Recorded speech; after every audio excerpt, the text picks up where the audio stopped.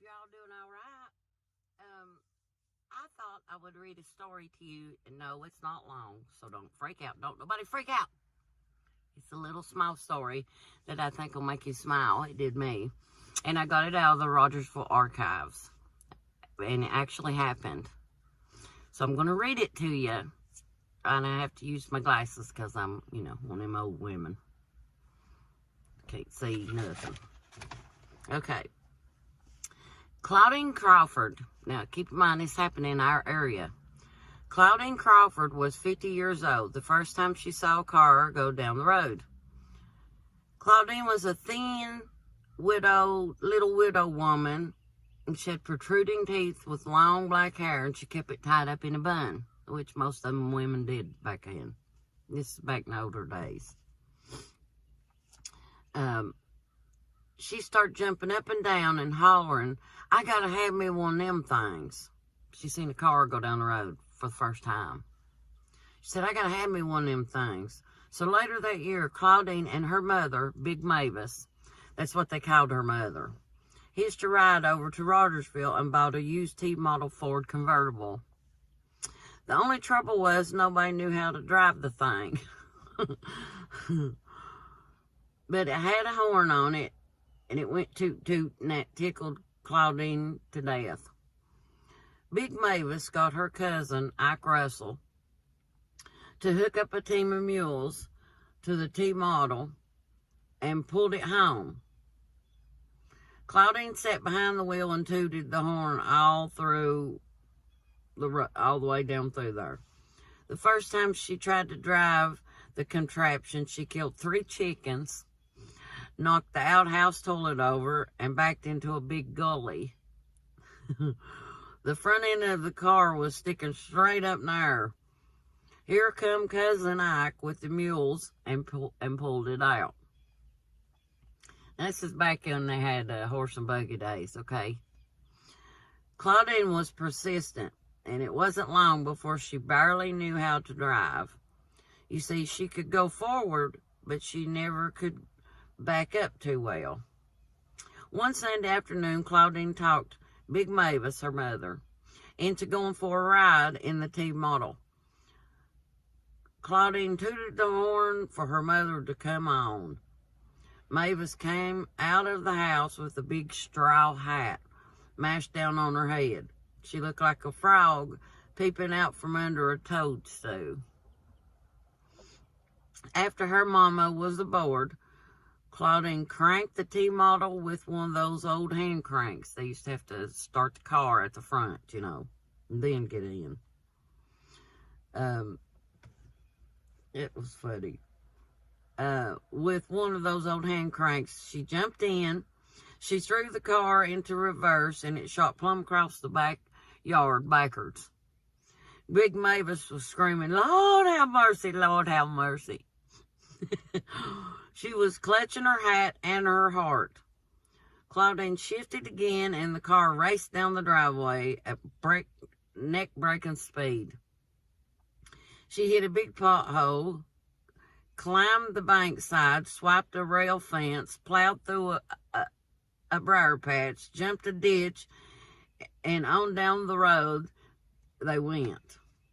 Claudine was grinning like a possum, but Big Mavis was green because when she hit that pothole, it made her mother swallow her snuff.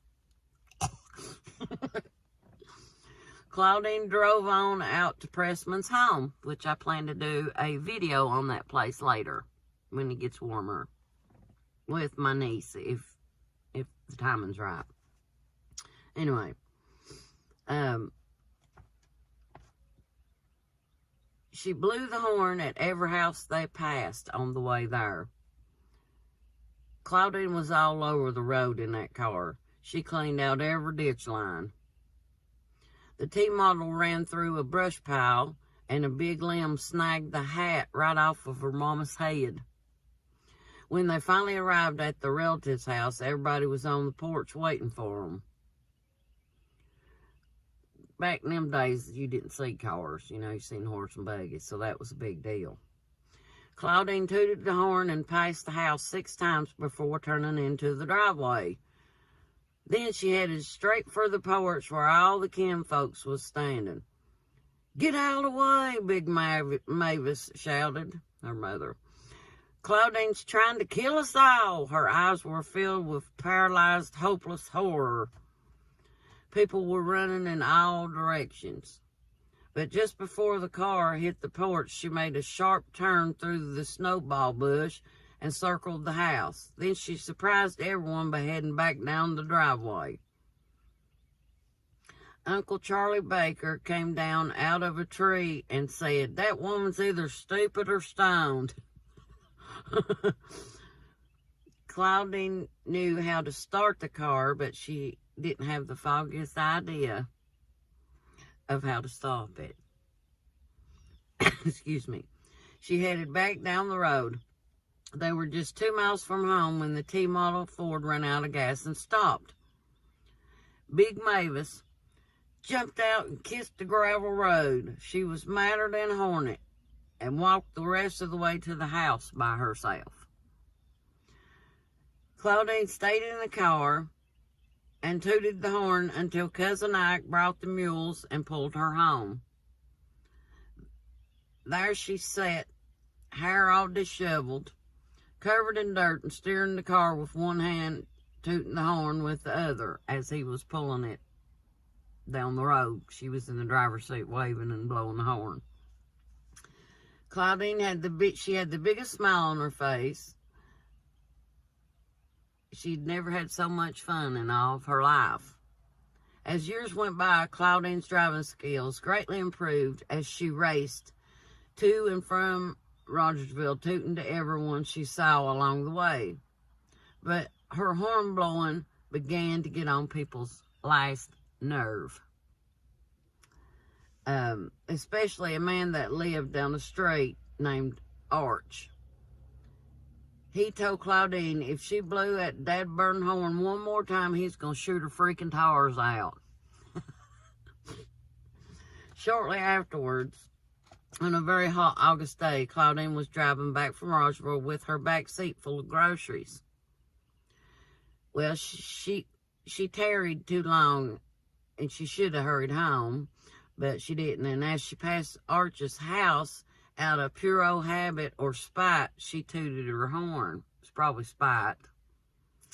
Suddenly, two things happened at the same time. The truck behind her, there was a truck behind her that backfired with a loud bang. She hit a pothole, and let's see, she hit the pothole, and a loud bang, and a can of Hungry Jack biscuits in the back seat exploded. Back then they had paper bags, where the bags are open at the top. Anyway, it exploded. And it hit her in the back of the head, and she reached around and felt a raw biscuit in her hair. She panicked and drove the car into a ditch. "Dear Lord, Arch has done blowed my brains out." For tooting at him, she ran screaming all the way running to the country store and told him that he had shot her brains out. And then she passed out colder than kraut right there on the floor, just passed out. And Sally Bean, who worked there, showed her in the mirror that she had been a vicious victim of a drive-by tooting, that she was going to be fine. And Ernest Trent asked Claudine if she wanted him to tow her car home, with his horse and buggy or whatever. And she said, "No, heck no." She replied, "Sell it. I ain't never driving a car again." And she never did. Is that not a killer story? I thought that was so funny. And I have a picture of her. That's her. This is her right here. And that's her mama before they got the T-model Ford in the horse and buggy.